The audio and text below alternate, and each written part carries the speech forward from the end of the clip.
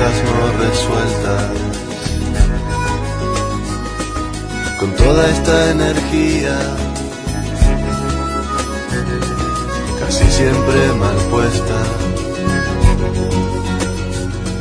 Si pudiera olvidarme por siempre de mí mismo, habría de encontrarme allí en tu dulce abismo. Una emoción es una alteración del ánimo brusca, que aparece frente a algún estímulo interno o externo con efectos psicofísicos. La palabra la tomamos prestada del latín, como muchas otras, llevándonos con ella al verbo mover. Si hay verbo, hay acción. Las emociones las registramos a través de las señales que nos da el cuerpo y así como vienen se van. Cuando una emoción dura más tiempo, se puede convertir en un sentimiento o una pasión. Si hay algo de las emociones es que casi nos obligan a manifestarlas. Llorar de alegría, reír de nervios, algunas veces más filtradas que otras, pero lo importante es que la capacidad de expresión, sea cual sea el medio, es propia del ser humano. El tema es la posibilidad de hacerlo, que parecería que involucra a otras categorías. Entonces, ¿qué sucede con las manifestaciones donde se ponen en juego las ideas, los sentimientos y, por qué no, la política? Recordemos que el sujeto y el medio interactúan constantemente. Explota, explota, me explota. Explota, explota mi corazón. Explota, explota, me explota. Explota, explota mi corazón. A pocos días del último anuncio presidencial, se dio lugar a una manifestación denominada coloquialmente anticuarentena, compuesta por personas enojadísimas que exigían, entre otras cosas, el ejercicio del derecho a la libertad de circular libremente. Esta no fue la única manifestación en tiempos de pandemia. Recordemos a quienes también salieron a las calles para reclamar condiciones de trabajo favorables, salarios, paritarias y normativas. Hace varias semanas atrás, la realidad de los y las trabajadoras municipales se vio atravesada por la falta de pago en su salario, y la manera que encontraron para poner esto en evidencia fue encadenarse y hacer huelga de hambre. También pusieron en riesgo su salud, pero no terminaron muy bien las cosas ese día. Si abrimos las orejas, esta libertad reclamada al gobierno contemplaba, entre otras cosas, poder salir sin restricciones, negando en algunos casos la existencia del virus. La negación es un mecanismo de defensa que, inconsciente o no, se rechaza los aspectos de la realidad que nos resultan más desagradables. El criterio de realidad en estos casos es fundamental, porque si niego el virus, niego todo lo que se crea alrededor de su existencia. Se exige una vuelta a la normalidad, aun cuando esa realidad de la que se habla ya no existe. A veces lo traumático resulta intolerable. Cristina Ochoa escribe en página 12 al respecto que ya no basta con la premisa de poner en riesgo la vida propia y de los cercanos. El reclamo de libertad económica tiene sus bases en el sistema de consumo, el cual crea necesidades ficticias, falsas, que aparentemente son más importantes que las llamadas necesidades primarias, las que son de vida o muerte. Salir al encuentro cuerpo a cuerpo con otros es también encontrarse con el riesgo de contraer el virus, lo que además traería como consecuencia el crecimiento de contagios y la saturación del sistema hospitalario. Es la serpiente que se come la cola. No para de toser, trabajando 12 horas, cobra 2 monedas al mes para mantener 4 personas. Y no hable de meritocracia, me da gracia, no me jodas que sin oportunidades esa mierda no funciona. Y no, no hace falta gente que labure más, hace falta que con menos se pueda vivir en paz. Mándale gas, no te perdás, acordate dónde estás, fíjate siempre de qué lado de la mecha te encontrás. Si conocen la frase donde hay una necesidad, nace un derecho, podemos pensar primero qué necesito como individuo, sin negar la particularidad, integrarnos en la diferencia. También podemos llegar a preguntarnos si lo que necesito también lo necesita el otro, si hay maneras de catalogar las necesidades, si el otro necesita y yo no, ¿qué puedo hacer para ayudarlo? Si lo que yo necesito le puede hacer daño al otro, ¿qué hago? Esta frase no distingue méritos personales, señala una falta y convoca a que se haga algo con ella. Trabajar la empatía puede ser una opción. La experiencia nos dice que nadie sabe todo, nadie sabe nada. Todos sabemos algo y juntos sabemos más. Nos oímos la próxima. Muchas gracias, Andrea. Qué interesante esta propuesta que nos traes a partir de esta sección Escucha Activa. La invitación a ponernos en el lugar del otro, activar nuestra capacidad empática, ubicarnos en un contexto y hacer un recorrido interno de las sensaciones que vamos experimentando en la medida en que la pandemia se va extendiendo en el tiempo y las medidas que se van tomando para poder afrontarla. Me gustaría tomar de ahí algo que mencionó y tiene que ver con la conflictiva de los trabajadores municipales para poder llevarla hacia otro lugar y compartir una entrevista que le hicimos a Ana Socino, integrante del Comité de Prevención de la Tortura, para explicar qué fue lo que sucedió, el accionar policial, la respuesta que brindaron a partir del Comité de Prevención de la Tortura o el acompañamiento, para poder completar parte de la información que ya abordamos en el episodio anterior, después de esa larga lucha que llevaron y que se recrudeció entre el mes de junio y julio y que terminó con una de las represiones más importantes entre toda esa problemática. Así que bueno, Dani, si lo tenés ahí a mano, podríamos seguir con esta entrevista. Muchas gracias. Bueno, la situación de Mendoza es crítica, es grave en relación a los abusos policiales, a las violencias de las fuerzas de seguridad, a los encarcelamientos masivos, a los apremios ilegales. Son todas medidas de mano dura, como llamamos desde las organizaciones sociales, que se traducen en una política de Estado que habla de represión, que habla de control social, de disciplinamiento, que por un lado intenta castigar a los sectores más pobres y a aquellos sectores que justamente salen a la calle a luchar y exigir por los derechos fundamentales. Todas prácticas que tienen su correlato en las medidas que tomó en su momento Patricia Bullrich, la ex ministra de Seguridad durante el gobierno de Macri.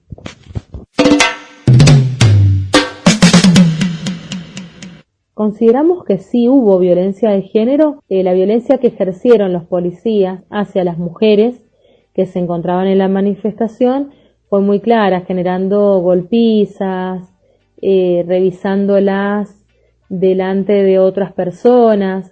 Se trata de vejámenes justamente. Por supuesto que es violencia institucional de parte de la policía, pero que está atravesada por la violencia de género, por la condición de mujer, es que se avanza en algunas prácticas que no así suceden los varones. Por supuesto que hubo violencia de género en la situación de represión hacia los municipales.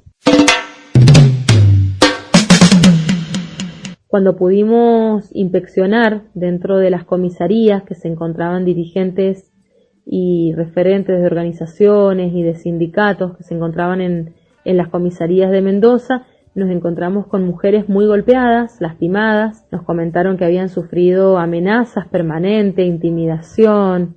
Bueno, son todas situaciones que hacen a la práctica intimidatoria que, como decía, nos preceden y que tienen un correlato en la dictadura. Una cuestión de aleccionamiento y disciplinamiento a quienes salen a luchar. Nos encontramos con golpes, con maltrato físico, maltrato verbal, psicológico y sobre todo el no acceso a la salud, porque ninguna persona de las que estuvo detenidas en las comisarías fue asistida por un médico o una médica.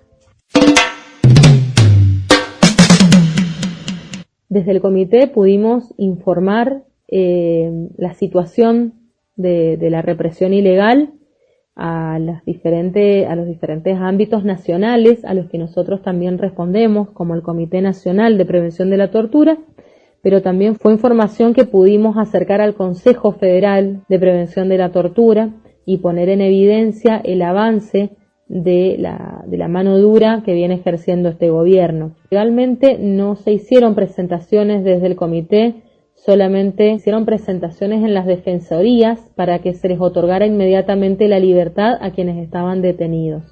Por supuesto que se asesoró y se puso a disposición este comité a las mujeres, a las compañeras que fueron agredidas durante la represión. El Comité de Prevención de la Tortura se encuentra formando parte de la Red por los Derechos Humanos, por lo que este tipo de situaciones también se respaldan la organización colectiva de los demás organismos, organizaciones, sindicatos que participan en este espacio.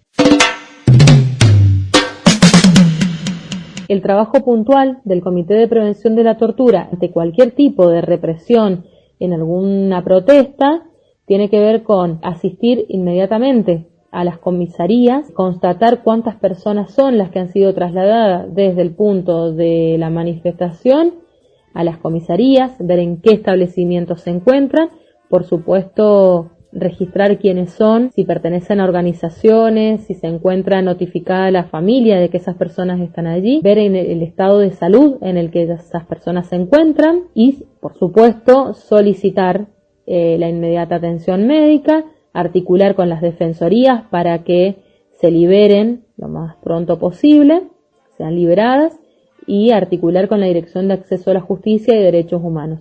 Por supuesto, después pensar en pronunciamientos, documentos, sugerencias o cualquier tipo de disposición o denuncia ante las situaciones de tortura o malos tratos. Desde el Comité de Prevención de la Tortura nos encontramos con un escenario muy amplio, en tanto entendemos que el espacio de privación de libertad no se limita a los lugares de encierro como las cárceles y comisarías u hospitales que abordan situaciones de salud mental, sino que es todo espacio en el que, o momento en el que la persona que es detenida por un oficial de las fuerzas de seguridad no puede retirarse por voluntad propia. Entonces, mucho más amplio, por lo tanto, nos encontramos con situaciones para abordar en los complejos penitenciarios, en las comisarías, la presencia policial en los barrios populares, con racias, detenciones arbitrarias, apremios ilegales, como también nos encontramos con una fuerte presencia de la policía durante marchas, manifestaciones y protestas, con prácticas sumamente violentas durante las represiones ante reclamos de derechos por diferentes reclamos legítimos. El comité en los espacios de detención que tienen que ver con cárceles y comisarías realiza una tarea de inspección, de monitoreo, inspecciona la situación de salud de las personas que allí se encuentran, las condiciones de vida, las condiciones en las que se encuentra sujeta esa persona, no solo en relación a la alimentación, a la educación, al acceso a la justicia, sino también al trato que recibe por parte del servicio penitenciario y de los efectores de la justicia. Y en relación a los barrios y a las represiones, en los barrios cuando se dan estas situaciones de apremios ilegales o abuso policial, y en las represiones durante las manifestaciones, el comité se ve dispuesto a poder asesorar, intervenir, articular con efectores de la justicia o con efectores de salud para poder garantizar una asistencia inmediata a aquellas personas que han sufrido violencia por parte de la fuerza policial y que también puedan ser asistidas desde lo legal. Bueno, en relación a las protestas que se dieron en el marco del reclamo de mejora salarial en los trabajadores y trabajadoras de la Municipalidad de Capital, desde el comité nos encontramos con diferentes vulneraciones de derechos en relación a la libertad de expresión en un primer momento, a la posibilidad de manifestarse, a la posibilidad de exigir al Estado una apertura al diálogo y poder de alguna forma llegar a algún tipo de acuerdo para las dos partes. Sin embargo, bueno, la postura política ha sido muy clara, se sufrió una fuerte represión y un encarcelamiento masivo a dirigentes de diversos espacios gremiales y de organizaciones sociales que, bueno, por ahí la lectura que hacemos es que termina siendo un aleccionamiento a quienes salimos a la calle justamente a pelear por algún tipo de derechos. Es un mensaje a la sociedad, tiene un sentido pedagógico de decir que no hay que salir a la calle, de que no hay que protestar, no hay que exigir al Estado. Bueno, son prácticas que nos preceden, que vienen desde los 70, el aleccionamiento, el miedo, la intimidación permanente, tienen que ver justamente con eso, y encima en un contexto de pandemia en el que, utilizando la excusa de que se puede contagiar, de que se puede propagar mayores niveles de contagio, donde justamente utilizando ese discurso